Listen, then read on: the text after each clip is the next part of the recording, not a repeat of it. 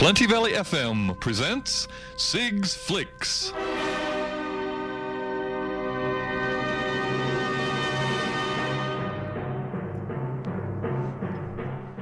Yeah, it's Sunday, and it's time to catch up with Sig. Good morning, Sig.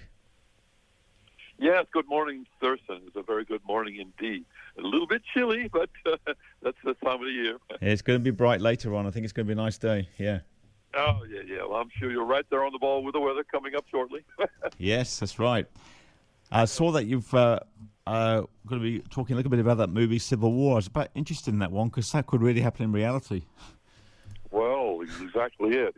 That's my first film to review at the moment, and it's first of all, it's a very good film. It's well done, but it's it could be a sign of the time. In this an American election year, after the attack on the Capitol last year, it's pretty amazing that it comes through. The attack on the Capitol was not last year, actually, before that. Yeah. But the Civil War is not the original Civil War, of course. This is a few years in the future, unresolved, unspecific, but it's what could possibly come about. And this is actually a work of fiction, of course, but it's coming from English novelist and filmmaker Alex Garland. Oh. And it's pretty an incredible story. And we don't know why America's at war, and at the moment, between actually in America, or a civil war in the country, of course. And but at the beginning of the film is coming towards the end of the war, and there are actually 19 secessionist states led by California and Texas, and they are leading.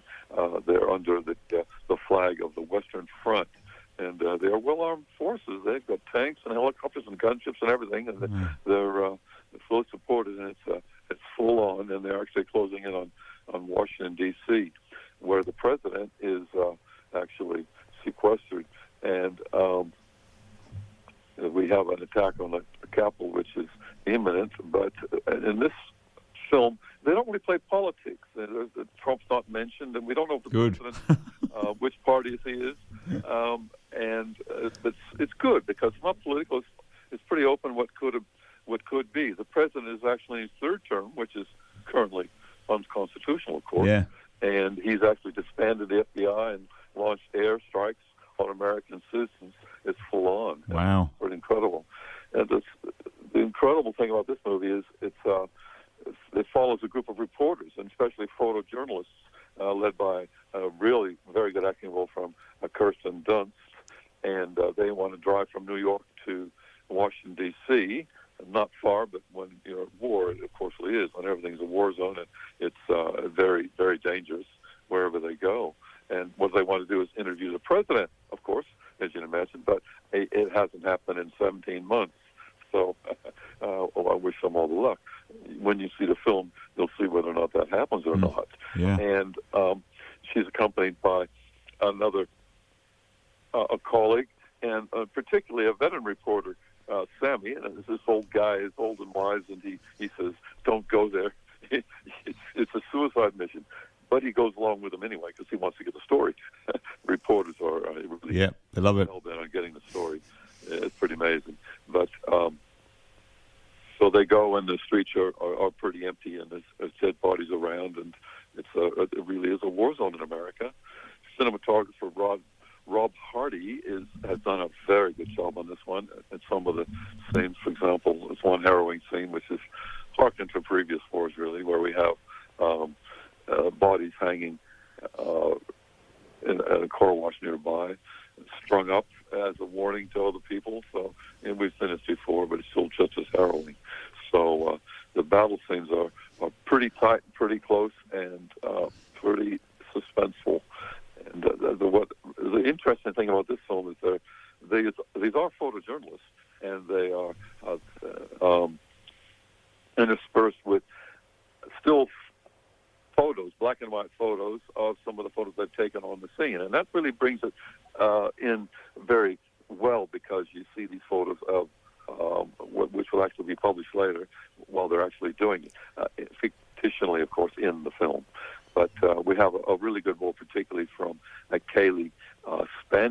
and she is a very young photojournalist. She's 20-something, going on 14. She's a rookie photographer. I don't know how they allowed her into the war zone, and she's got to be looked after a little bit by some of the others, and they're very anxious of keeping themselves alive, dodging bullets, literally, and being undercover in many areas. But it's a really good role from her. You may remember her. She played Priscilla in the movie Priscilla, played Priscilla Presley just last year. So it's quite different roles, good acting. So that's recommended. Very good role. See it in IMAX if you can, but sit in the back row. IMAX is huge, and in action films like this, it gets a bit blurry.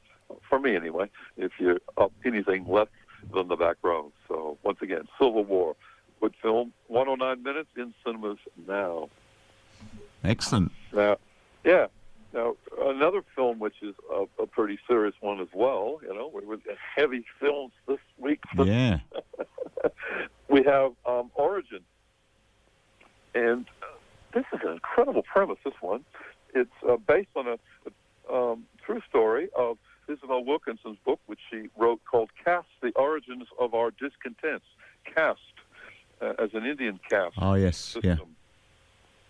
And her premise, and this was on the New York Times bestseller list for 5 months. People were enthralled by this, and it's an interesting theory. And she seriously researched a lot.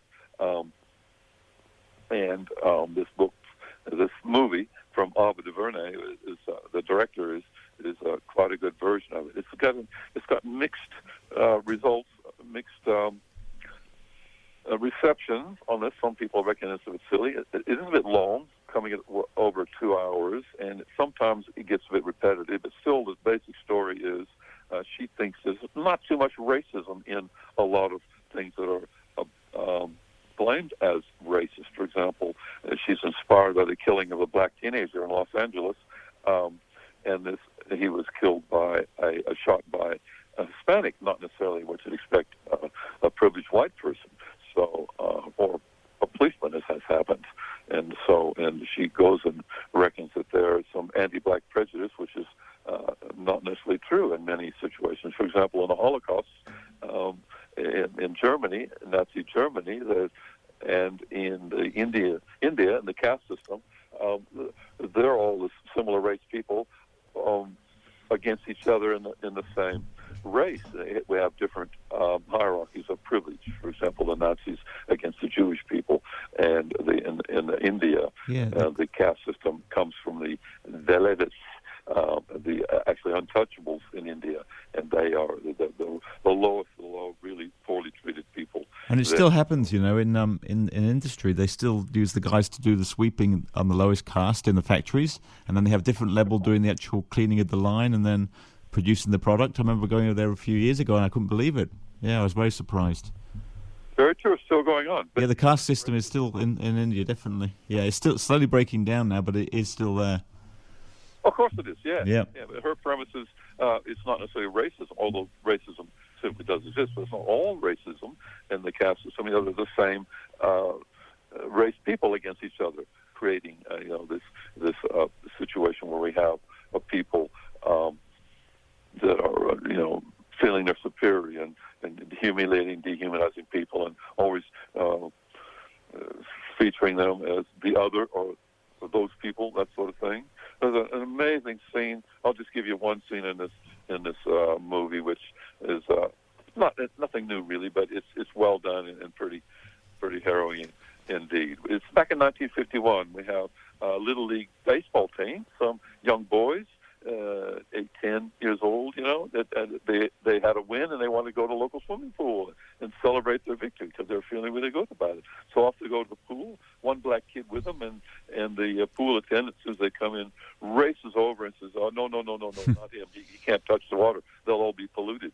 And unbelievable. Kid, poor little kid. This is what happened in the 50s. Yep. And his friends don't know what's going on, of course, but they have experienced this. But they're young kids. They're just learning all this.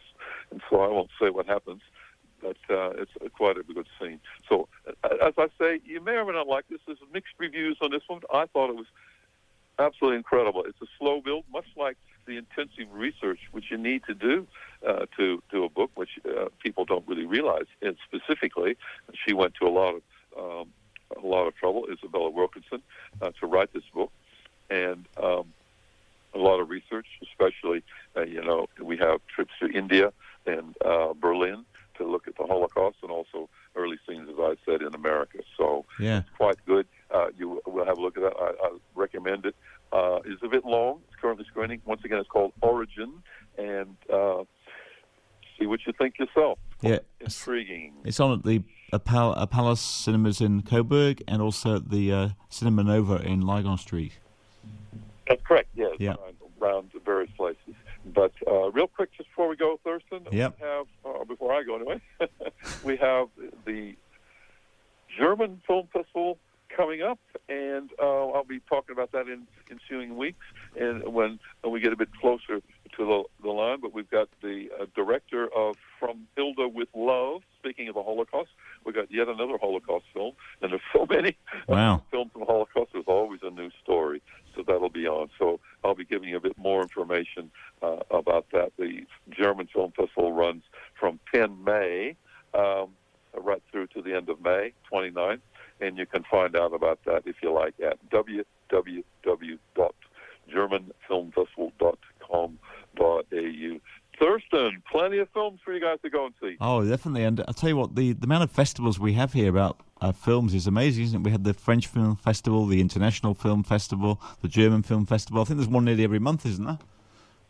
Well, yes, I've said that a few times. They got the German Film Festival, coming up, the Israeli Film Festival, and the Jewish Film Festival, the Russian Film Festival, the New Wave Film Festival, Animated Film Festival, almost every week. But why do they do these film festivals? And the answer is, well, people go.